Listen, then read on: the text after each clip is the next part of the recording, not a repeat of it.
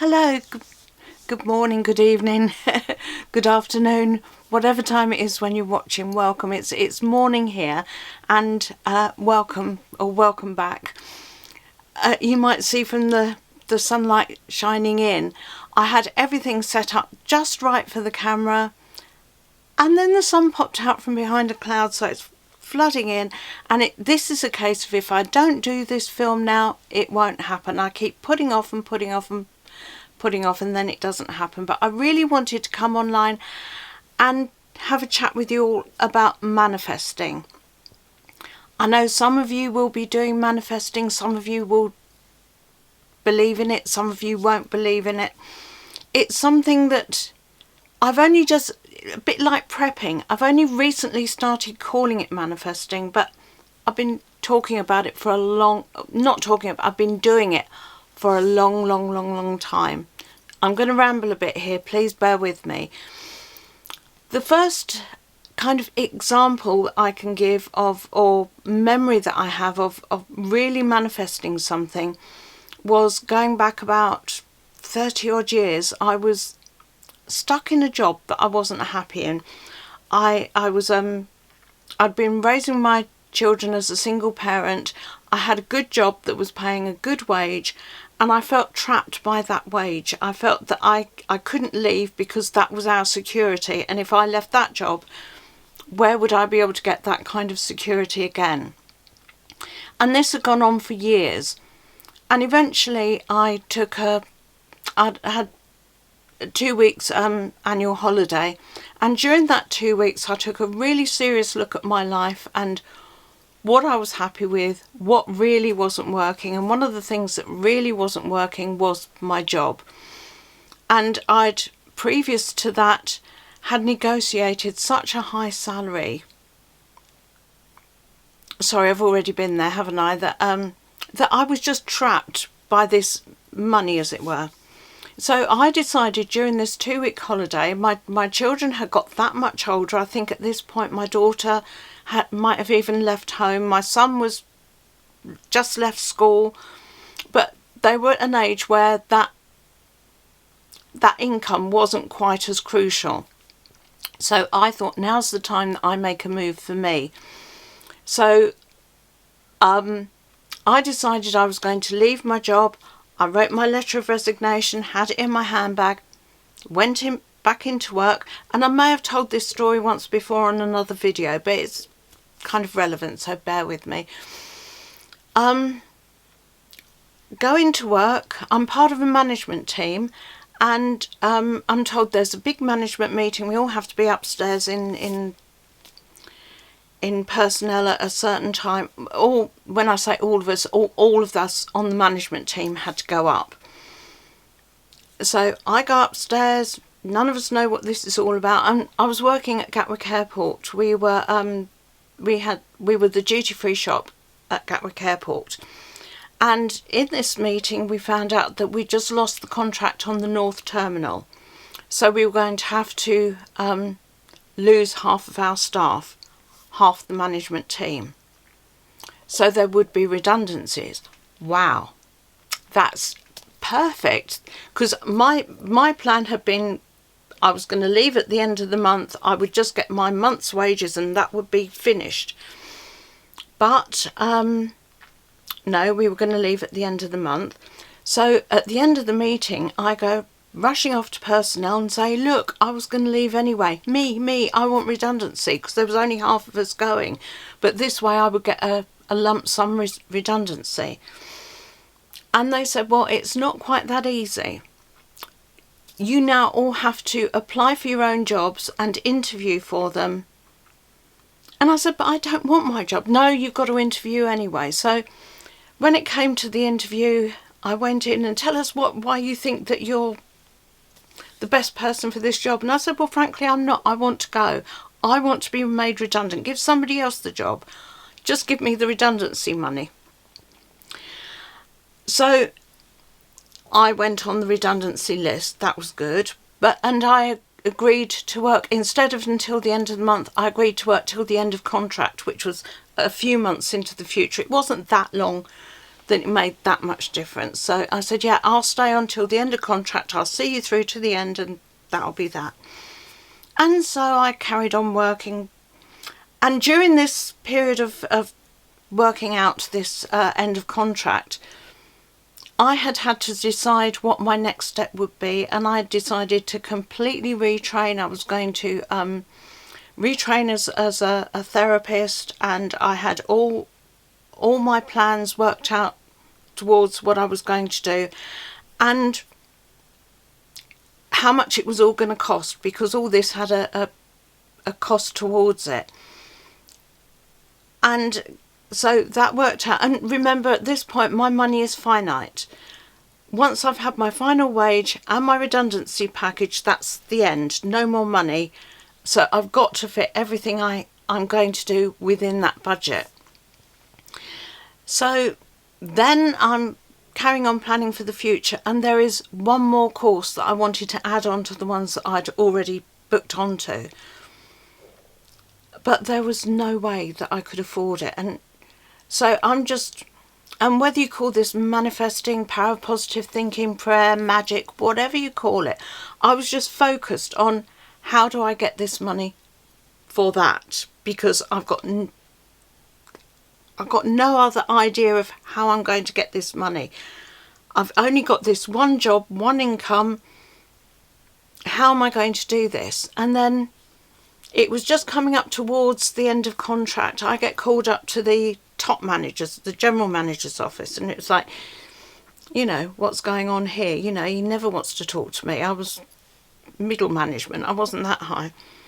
Go in, come and sit down. So I sat down, and he said, we have been so impressed by the way that you're working towards the end of contract. He said, everybody else in your position is just turning up to work at best and then just lazing around and not really doing anything. He said, you are really working hard.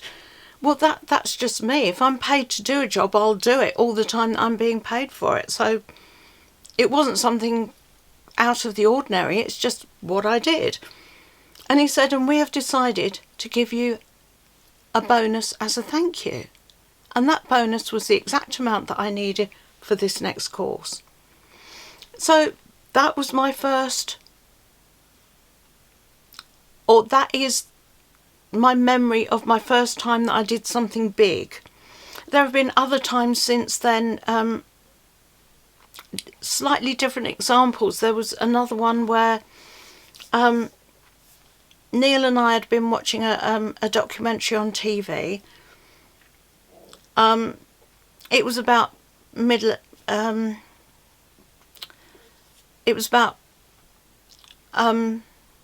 medieval armoury and things like that, and there was this blacksmith, and he was being interviewed, and he just seemed really interesting. And I said to Neil, I'd like to meet him. I'm going to call him into my life. Throwaway statement like that. Within a week, I kid you not, I was actually not only met him, he had my hands in his, looking at the palms of my hands. I had no idea that we had people in common, that we had interests in common, that we would both end up in the same place. And he was the one actually that looked at the palms of my hand and said I had the most pronounced mythic crosses that he'd ever seen, whatever they are. He was impressed with them. He was a lovely guy. But that was an example of something where I said, I'm going to, through my will, bring this about. But it had become, over the years, so much a case of habit that if I want something, need something, whatever, then I just kind of focus intent. I don't do a lot of the... Sorry, I'm losing my words here. I often... There's a million YouTube videos now about how to manifest, blah, blah, blah. There are some similarities, which is why I'm calling it manifesting. But I don't do it by the modern methods, as it were. I just set my intent, set my will, and believe that it's going to happen and allow it to come to me. And in this particular instance, it was about a car. Now, my car I'd bought some 13 years ago. I had a Ford Fusion, not a big car, 1.6 litre engine, but it was just big enough to fit the dogs in, just strong enough to tow the caravan when we had the caravan. I loved this little car. It had been almost new when I bought it, second hand, but nearly new. I'd done, over the case of about 13 years, I'd done about 100,000 miles in it. You know, I'd done a lot of motoring. But towards the end of last year, I was aware that it was beginning to get old and very tired and worn out, and I would need to, at some point in the future, start thinking about my next car. Then we get to the beginning of this year, and the automatic clutch went on it. So I spent quite a lot of money having that fixed, but I was aware at that point that it was beginning to have big things start going on. It already had little things, you know, like the central locking would sometimes lock, and sometimes you'd be 5 minutes turning it on and off trying to get all the doors to lock at the same time. Had little things like that. Then come the summer, took it in to get the air conditioning regassed, and no, sorry, the compressor's completely broken and we can't get a new one because it was a 2008 model. So it was beginning to have problems like that. And when I had this new clutch fitted, I'd had a reconditioned one rather than a brand new one, because the difference in cost was thousands, and I'm only on a state pension now. I don't have a lot of money, so I've got to be very, very careful about my money and how I use it. So I had the reconditioned one put in, but the garage said because it's reconditioned, it might last you 3 months, it might last forever, it might not. I kind of lost faith though, and it started to feel that every journey was a bit of a gamble whether we'd get there or not. And whilst I had breakdown cover, if I was going to break down with Neil, it's not such a big deal these days. We have mobile telephones, so you can ring for assistance. I have breakdown coverage, so just me and Neil, not too bad. But my biggest fear was having all the dogs in the car with us at the time. And because we take them to, I rent a private field for them 3 times a week so they can have a really good off-lead run. And it was always a worry to me that something would happen with all the dogs in the car. And maybe I was so worried about it, I actually manifested that happening, because eventually that is what did happen. But even prior to that happening, I had started to think and put thoughts out there for my next vehicle. And I had decided, because ever since I've known Neil, up until the last 2 years, I've had a car and he's had a van, and we've always loved the flexibility of having a van. You know, if you want to move furniture, if you want to do this, that and the other, go camping, transport large big things from IKEA, whatever, a van is just so useful. And before the Fusion, I'd had Ford Galaxies, so while they're set up with all the seats up, you can carry 7 people. But take some of the seats out and you've got a van-like car. And I really, really loved that flexibility. So I started thinking, not in terms of a car, because like I say, Neil at the moment has a car and I had the Fusion. His car was actually smaller than mine, so I needed something bigger. So I'm thinking, I would like a van. I don't want like a work van. I don't want you know, like white van man. And one thing that I was absolutely sure about was I didn't want a van with a driver's seat and a bench seat next to it for 2 people, because those are so uncomfortable for long drives. They're okay if you're just going a short distance, but if you're going 3 or 4 hours up the road, they are really, really uncomfortable. So I wanted 2 separate seats in the front. That was one of my biggest things. I wanted, I didn't want a high top because you've got to get under barriers and things going into car parks. And I didn't want it too big. So I'm kind of looking around at vans, and the one that really kind of fitted more than any of the others, simply because of the 2 front seats, was the Volkswagen. So I started, and silly little things, twin cup holders. My car had only had one, so we could only put one cup in it at a time, and the other person had to have, if you had a bottle of drink, then you had to make sure you got the lid on and things like that. Just little things that would make life easier. And the other big thing, apart from the twin seats, was the I don't even know what you call it. When you open the tail or the boot up, it had to have a flat bed at the back. So a lot of cars these days, as you open the boot or trunk, if you're in America, have got like a lip at the front and then it drops down. So that wouldn't be suitable for dogs. But also, if I'm carrying dog food or something, it means that you've got to lean in and lift things up over this quite deep, in some cases, lip. So I wanted it flat at the back so that the dogs could easily get in and out. If I'm taking I've got a small mobility scooter which I sometimes use, so that would be easily just put into the back. So in my mind, I'm just focus on the twin seats, the flat bed at the back, and I became aware that didn't matter how much I focused on this, it wasn't going to happen until I let go emotionally of the old car. Because I just wasn't ready to say, because I loved that little car, and I just wasn't ready to say, right, we'll get rid of that and get a new one. So it was a case of I knew that it would probably be a case of we'll wait until it just breaks down and something happens, and then that decision is then forced upon me. And like I say, whether I then manifested a negative outcome, because sure enough, it was mid-August. We'd taken the dogs to the field. They'd had a lovely run on the field. We're in the car on the way home, 4 dogs in the car, me and Neil. And Neil said, I think the car's breaking down. So I said, well, pull over to the side. We were just approaching a roundabout and I didn't want to break down on the roundabout. But of course, men being men, he was thinking, oh, I'll see how far. It was still going, so I'll see how much further I can go. So we go round the roundabout, then we're on a hill, on a bend in the road, and the whole thing just stops dead. Completely stopped. And interestingly, the thing that I had worried the most about had just happened.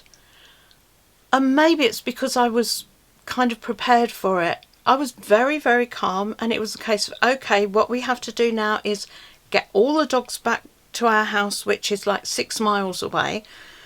Far too far for either Neil or I to walk. Or even Bear, our oldest dog, who's 17. The youngsters might have made it, but Bear wouldn't have been able to walk that far. So I'm looking on my phone for the number for the breakdown company, without realising that nowadays none of them work through a phone number. You have to do it all through the app on your phone.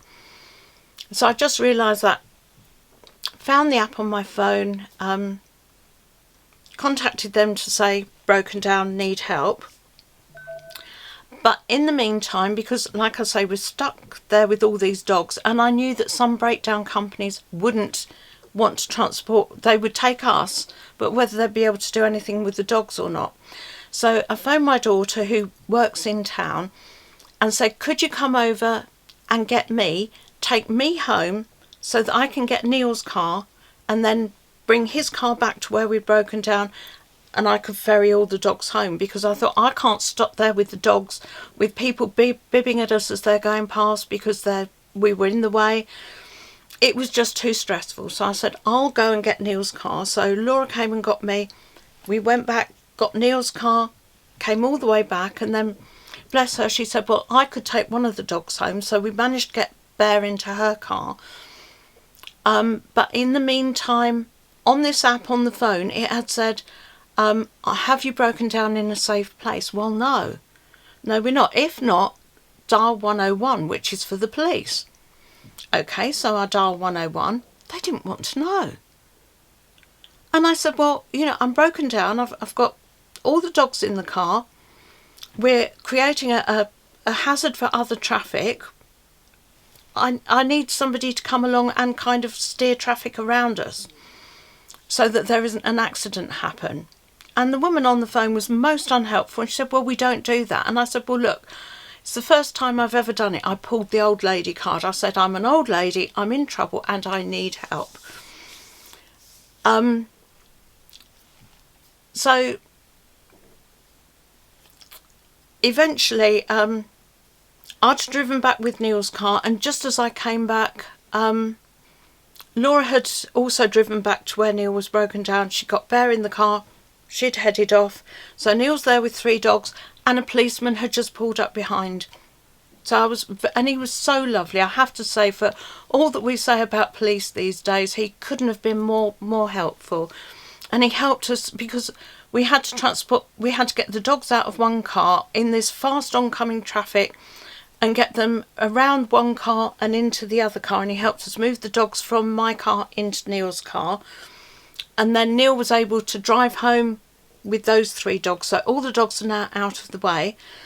But then the breakdown company phoned me back and said, they said, what's happened to the car? And I said, I don't know what's wrong with it. I'm not a mechanic. It just stopped. The engine just stopped. And he said, well, depending on who comes out to you, what kind of van they've got, you know, this is their breakdown people, they might charge you extra to take the car. And it's like, well, why? I'm paying for breakdown and recovery. I couldn't but that's a warning for anyone in the UK. Make sure that your breakdown cover will actually cover you for breakdown and to transport you and the vehicle to wherever you need it to go.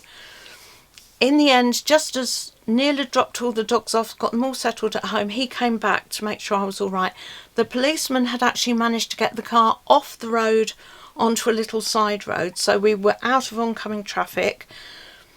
And Neil came back, and just as he turned up, so did the breakdown man, who was lovely, and he was able to get my car onto the back of it. We'd contacted the garage that normally looks after my car and said, we've broken down, can we bring it to you?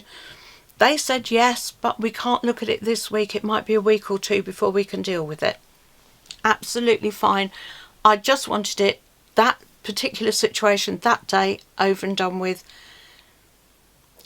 Sorry, I'm just trying to focus on the time on the camera here. So if I stop talking, it's might have to go into a part 2 of this. But anyway, yes, it was all set up that the breakdown man would take my car over to our garage. So then I had a couple of weeks where I had to make a decision about what was going to happen now. And it was a case of, if my car is fixable, how much it was going to cost to fix it, and then what do I do with it? Do I keep it, or do I... I'm now not confident about this car at all. The Fusion, the old car. So I'm thinking, if I can fix it cheaply, then I will fix it and sell it, maybe get 1,000, 1,500 for it. It was an old car, it's not worth a fortune, but if it was fresh out of the garage and fixed, then I could get a little bit of money for it. So that was one option. But if the garage can't fix it, then I'd made the decision that I would just scrap the car and start again with something else. But when I had started my manifestation at the beginning of the year, I'm manifesting another vehicle, not a new vehicle, another vehicle, but knowing that within the realms of possibility, I have no savings. I had hoped that and I had actually said to people, I will be getting my new car in September. Car, van, whatever it's going to be. It will happen in September, thinking that between the time of beginning the manifestation and doing it, I would have enough time to clear all my credit cards off, and then I could take out a small loan, get a halfway decent second-hand vehicle, and then that was the plan. But I'm still manifesting. I need a car that has this and this. But then it became more than that. I need a car that is reliable. I need a car that I can trust. I can't have this stress every time that I go out. I've got to be able to rely on it. I've got to have everything that might go wrong with it covered. This is what I'm now feeling, and this is what I've got to work towards. So I then think, right, well, I'll first things first, take out the loan. So I looked at what I could afford to repay with the credit card payments going out, because I hadn't managed to clear any of them. So it's a case of, okay, what can I afford on top of my other outgoings? So I was limited. So eventually I took out a loan of just £13,000, which is not a lot of money. £13,000.